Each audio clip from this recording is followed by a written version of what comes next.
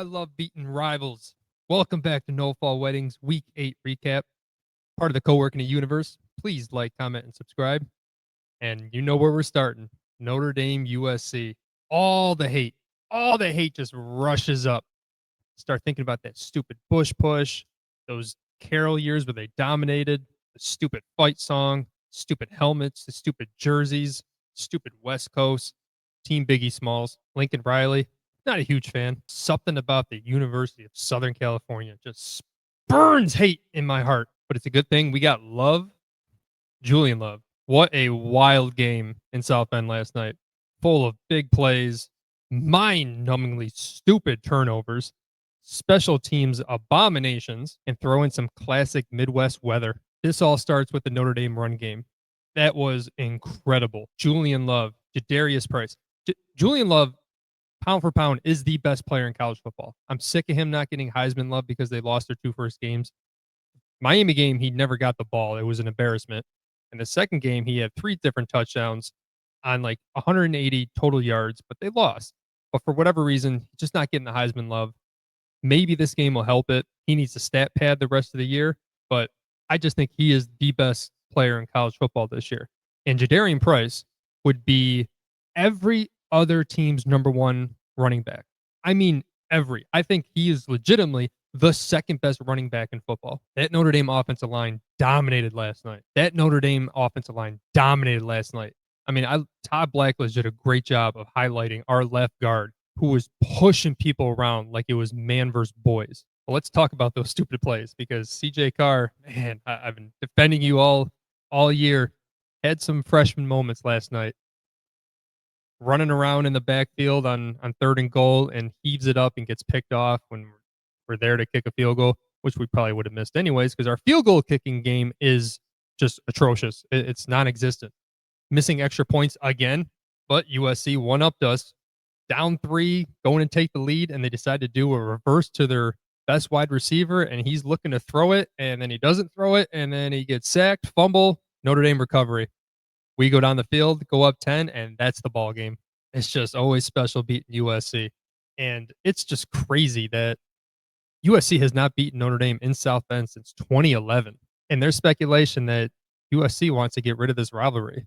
And it can't happen. It can't happen. It's one of the 5, 6 unanimous best rivalries in college football.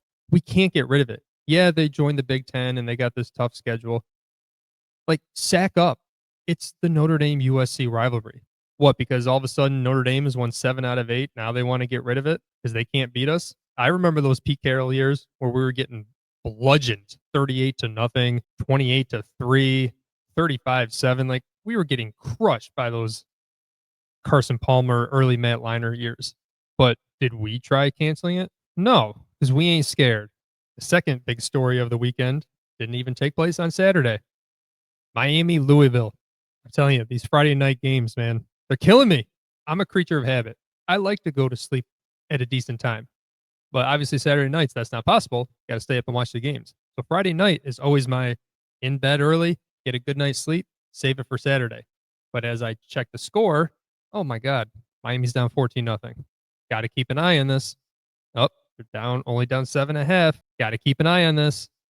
So of course I stay up for the whole game. And I'm glad I did. What an upset. Miami does it again at home. Mario Cristobal. Games they have no business losing if they're as good as they all think they are. The Carson Beck Heisman talk took a right turn right into a wall. 4 interceptions. 4.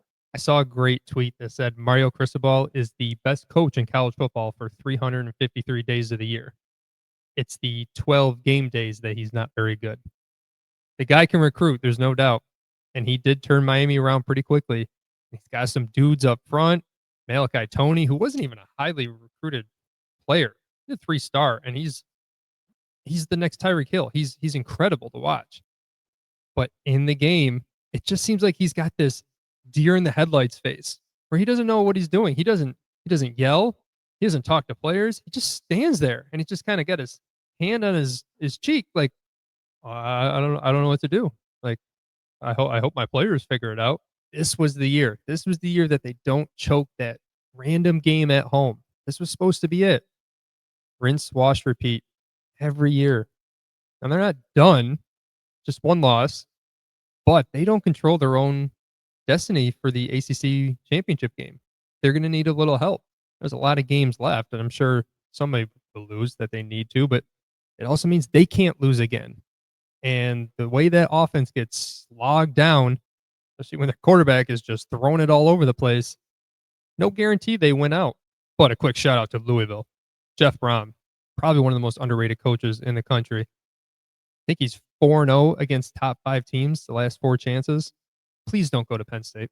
All right, let's do some quick hits around the country.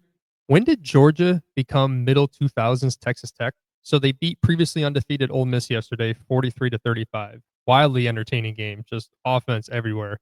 And their defense showed up in the last 2 drives when it really needed to.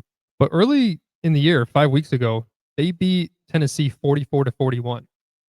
Does that sound like Georgia to you? They got some talent on the offense, but man, their defense can get shredded by decent teams. Speaking of Tennessee, they go to Alabama yesterday and come out with an L, 37-20.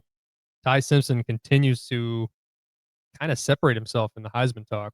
The SEC kind of feels like it's in chaos at the top, but it kind of feels like by the end of the year, it's going to be Alabama and Georgia again. Damn it. Unless the nerds can ruin the party. Vanderbilt takes down Brian Kelly and LSU yesterday as the world rejoices. The reason it wasn't a top story on No Fall Weddings is because Vanderbilt was favored over LSU. That hell is freezing over.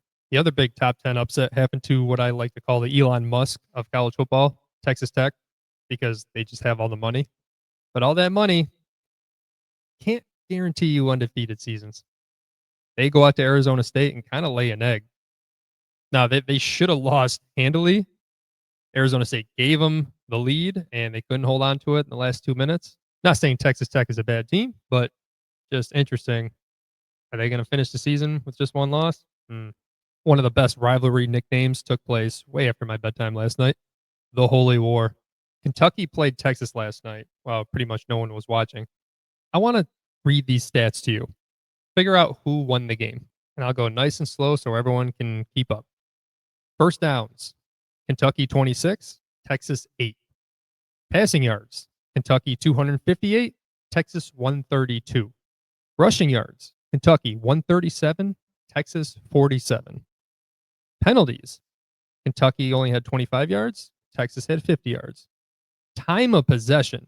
Kentucky 40 minutes, Texas half that, 20 minutes. Texas wins 16-13 in overtime. That is pretty much Kentucky in a nutshell. Always the bridesmaid, never the bride.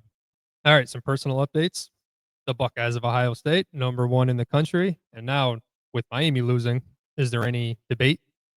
If anyone says Indiana, I will punch them. Ohio State cruises to a 34-0 shutout at Wisconsin. Poor Luke Fickell, our former defensive coordinator turned interim head coach. It just ain't working out at Wisconsin. Come back home, buddy. Come back home. Come coach this defensive line, because that's one of the couple flaws that I see with Ohio State. Because again, I still don't think we get enough pressure on 4. Our running game seems to be a real problem. Now, we switched out our right guard during the game yesterday, and it seemed to kind of kickstart some stuff, but it might not matter because we got Julian Sayin and we got the best wide receiver core in the country. Carnell Tate is a problem. I love that he's getting to show out before he goes to the NFL next year. Everyone talks about Jeremiah Smith, rightly so, going to be probably a top 2 pick in 2 years. Carnell Tate is that dude.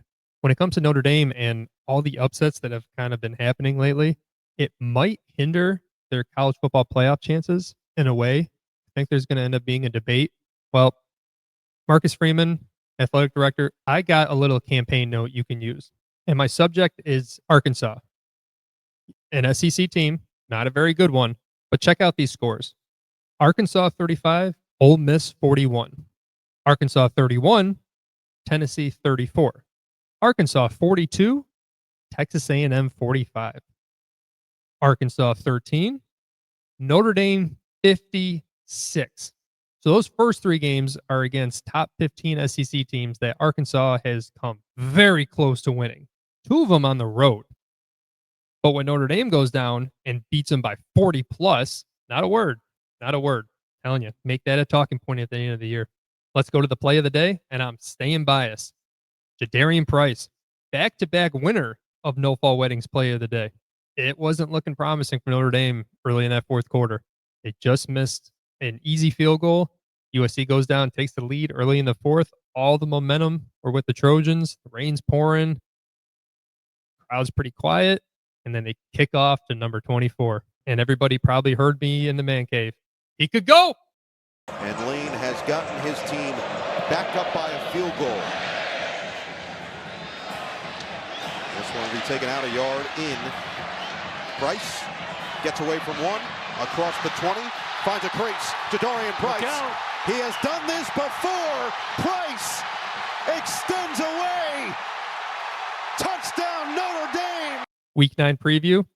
Again, a bunch of what I like to call little overrated SEC teams playing each other. So again, they won't fall down in the rankings. So the numbers will look good. But we got Texas A&M at LSU. A&M still undefeated, but again, struggled this week. Missouri at Vanderbilt. Can the Nerds keep it going? Ole Miss at Oklahoma. Woso, you need this one. Need this one bad. And a sneaky one for the college football playoff. South Florida at Memphis.